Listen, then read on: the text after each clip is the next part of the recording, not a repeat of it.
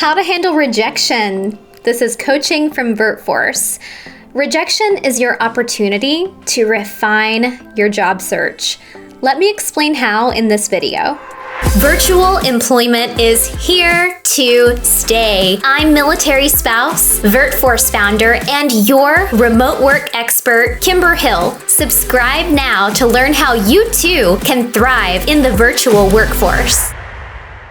Welcome back to the VirtForce show. I'm active duty military spouse and remote staffing strategist, Kimber Hill. Think of me as your fairy job mother for remote and virtual opportunities. I'm here to teach you everything you need to know to land that perfect virtual career. Today, we are talking about rejection. Listen, everybody has been rejected. And if you're watching this video, chances are you just got another rejection letter, and I probably tagged you in social media and said, hey, watch this video. So first, let's address what you're feeling.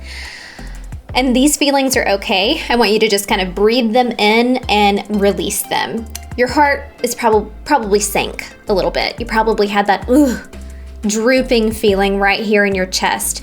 You might be feeling a little bit of hopelessness. There's some thoughts that may be creeping in right now. You might be feeling like maybe this just is not meant to be. Maybe I'm just only meant to be married to the military and supporting my spouse. And you might also be feeling, I am not good enough for this. This isn't right for me. I'm nothing more than what I am in this moment. Okay, let those go, because that is absolutely not true. I want you to think of rejection as the universe's way of saying, that one's not right for you, or you're not quite right for that one, for that position. What am I saying here? Even if it was your dream job, imagine if all of your dreams came true right now in this moment. Would you be ready for them? This was something that kind of spoke to my heart back in 2019 and 2018. I was asking God and praying for something specific. And, he kind of spoke to me in that moment and said, but if I gave you that right now, you wouldn't be ready for it. You would crumble under the pressure of what that would be for you right now. Okay, so count that as a blessing. If it didn't happen for you, it was not the right opportunity for you. So how can we get you ready? And how can we be more prepared for the right opportunity when it comes along? I've got some notes right here in front of me, and I want to talk to you about getting ready for that. And it starts by understanding where you are in the process. What is the hiccup? Why are you not landing it? Why have you not met your perfect opportunity yet? So how do you better prepare yourself to meet that perfect opportunity? And there are two levels that I believe you can be on. Level one is, I'm just not even landing interviews for my perfect opportunity. Level two is, I'm landing interviews and I've landed tons of interviews, but I can't seem to get past the interview to get to my perfect opportunity. I'm going to talk to you about each of these briefly and give you solutions to get past them. How to know if you're at level one. The biggest indicator of level one, if I've not even landed an interview, is this statement, which I hear all the time. I've applied to countless 60, 80, 100, 200 opportunities, and I'm not hearing back. I feel like there's nothing out there for me. There's no hope. I'm frustrated. Why is no one calling me for an interview? Or when I do get callbacks, they're spam opportunities. Hard truth coming at you right now. If you have applied to 60, 80, 100, I would say even 40 opportunities, and you haven't landed an interview, you are making a mistake somewhere. Something is wrong in your application process, which means you are not quite prepared to sit for those interviews. The mistake could be in your resume, it could be in your cover letter, it could be in your job targeting process, or it can be some jumbo crazy combination of all three. You've got to think about these three things when you apply, and there are some super common mistakes that you could be making. I'm going to go through 5 common mistakes with you right now, my level 1 people, and I'm going to give you a solution for how you can fix them. So 1, you're not being intentional about what you're looking for. You don't know what you want, you're applying to anything and everything, and you are approaching the job market as a free-for-all. I'll apply for this, I'll apply for that, I'll go for this, I'll go for that, when somebody's got to hire me. That's wrong. You have to know your core values, you have to know who you are, you have to know the job type that you want, you got to know the company that you want to work for, and intentionally set your sights on that. Set your goals to that and apply to them. You will have phenomenally better results pursuing it from that method. Number 2, you're not modifying or tailoring your resume for each position. All right. I have complaints from employment partners who say, we have the same candidate apply for every job opening. We see the same resume coming through for every job opening on our website. Do you think that they don't read your resume? Friend to friend, your resume gets reviewed.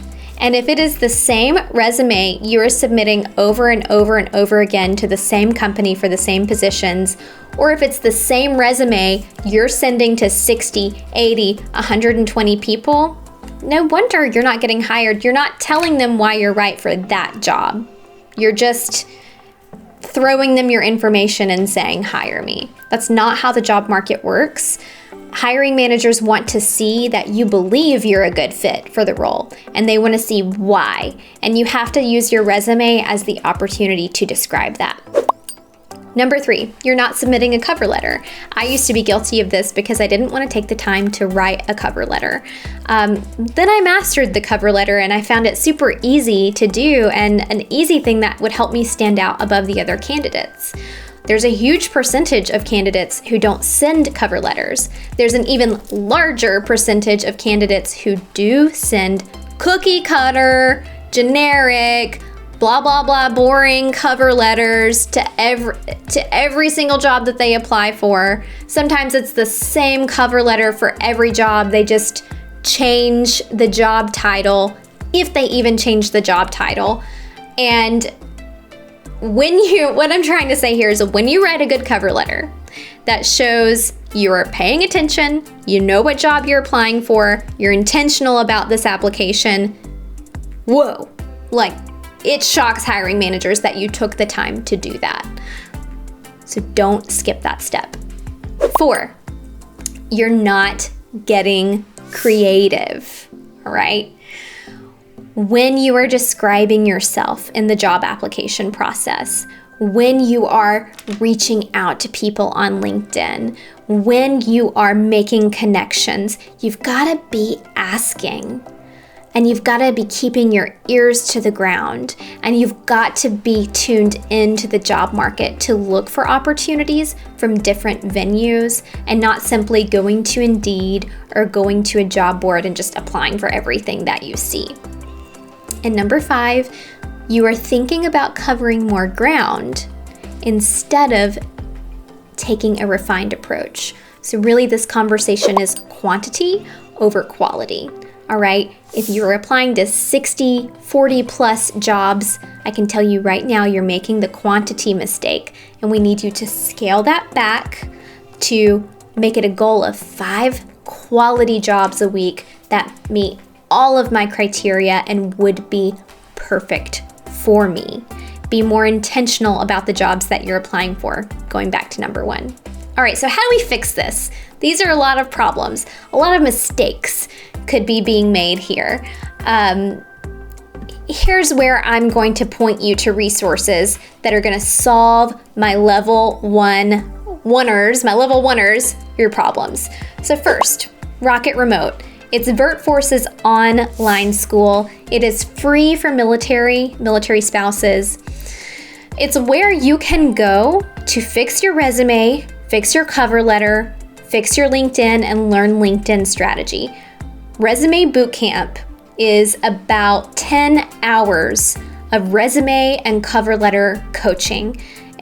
You follow that bad boy chronologically, you will come out the other end with a resume in fighting shape for the remote job market, and you will know exactly how to tailor it and support it for all of your positions that you're applying for.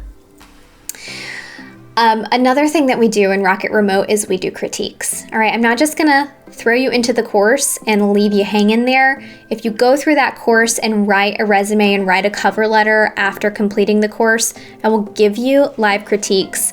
What we're gonna do right now is in the description of this episode, this show, I'm linking you to some of the live critiques that we've done so you can kind of experience that for yourself and learn it. Another thing that we teach in Resume Bootcamp is how to target the job that you want so that you're not out there willy-nilly just applying to anything and everything, and how to know what you want. You may not even know your core values. I got you. I can teach you how to find that out about yourself. We spend so much time taking care of our family, taking care of our spouse, taking care of the household. We never stop to ask ourselves, what do I want? Okay, I'm going to teach you how to ask yourself that question in this course. All right, the importance of self-help. So you'll find in Rocket Remote, in the LinkedIn course and in the resume course, that I am emphasizing you do this yourself. The reason why I don't want you to go somewhere to have your resume built, I don't want you to go somewhere to have someone redo your LinkedIn profile for you, is because when something like that is done for you, you become even further detached from who you are. So when you show up to interviews and you show up with hiring managers to let them experience the real you, you're no closer to really understanding and knowing your real value. When you go through these self-help courses, you get so much more in tune with who you are and what you bring to the job market that you perform better when you get to the interview and when you get to the job. All right, level 2ers. These are my people feeling the rejection, experiencing the rejection. It hits a little harder. It does, because you made it to the interview and you know you were evaluated beyond a sheet of paper, right? You know your cover letter was good, your resume was good. Clearly they were good enough to get you to the interview, but the rejection stings a little bit more because they got to experience your personality, and so you kind of feel rejected on a bit more of a personal level. But you have to let that go, all right? Woosah, breathe that out, because that's probably not what went wrong in your interview. What likely went wrong is something more technical. So here's what I've been hearing a lot lately. And I wrote this down so I can read it to you. I haven't interviewed in so long, and I just froze, or I stumbled, or I know I could have done better. I didn't represent myself the best way that I could have. There are 3 things that you need to do to better prepare and do better in your next interview. And this is all considering that you've likely already taken my free course, How to Ace Your Virtual Interview. That's going to be linked down in the description too. If you haven't taken How to Ace Your Virtual Interview, it's the best 30 minutes you will ever invest into yourself in a single day, okay, in regards to your job prep. So number 1, prepare. And we teach this in How to Ace Your Virtual Interview. You've got to get your mindset right. You've got to get your technology right, because we're showing up virtually, right? We're showing up for remote job interviews on our computer. And if you can see right now, I'm lit up. I don't know if you can see it. I have a microphone. I've got 3 different lights in front of me. If I were to turn all of this off right now, and just show up on my webcam. Sorry, I messed up my mic, guys. Hang on, I gotta fix this. If I were to turn all of this off right now, your visual experience of me would be completely different. It really does make a difference. Also, I've got my computer in front of me. I've restarted it. I know that I'm not gonna be getting any pop-ups or problems with the machine during this recording. You've got to have your technology right, okay? And we teach that in How to Ace Your Virtual Interview. The next thing is preparing for the common questions. All right, I have a podcast episode I'm going to link below, which is an interview prep and interview coaching episode, but also in How to Ace Your Virtual Interview, I give you the top common questions you are going to be faced with in your interview and how to prepare for it. I'm going to give you a taste of that right now. The interview is not really about you, okay? They don't want you to show up to the interview and talk about how amazing you are, all of your accolades, all of your accomplishments, what you need. I think the biggest mistake our military spouses are making right now in job interviews is saying, I need you to provide for me while I stay at home and take care of my kids. All right? You should not show up to an interview with that, okay? The interview is about the company's opening and are you the right fit for the opening? Shift your perspective, all right? The perspective you need to be walking into is, I have studied your company. I have studied your opening. I know what you need to make your team function. I know what you have to accomplish your daily, weekly objectives. And hey, here are, multiple reasons why I can do that for you. Based on my previous experiences, based on my skill sets. That's what your interview is about, right? Of course they want to see your personality. Of course they want to know what you do in your spare time. Of course they want to hear about, some of your light accomplishments, but this is not a chance for you to go and recite an autobiography of yourself. It's a chance for you to explain to that company why you're going to be stellar in the role in the opening. So the last part of preparing is you gotta know the company. You can't do that if you have not studied the company, if you have not studied the role, and if you've not taken the time to understand it. You don't have to spend 6 hours doing that. You can study a company in 45 minutes or less, but you gotta be serious about it. And the more time that you spend, the more you're going to learn. I love going to an interview and talking about the company's mission statement. I love going in and talking about little factoids that I learned about them online and explaining to them, I found this out about your culture on the internet. It intrigues me. I'd like to work for a company who does that. All right. So, number 2, the follow-up. The follow-up starts before the interview. If you are not following up or you don't remember sending a thank you letter, then you're not following up. If all you sent was a thank you note, then you're not fully following up.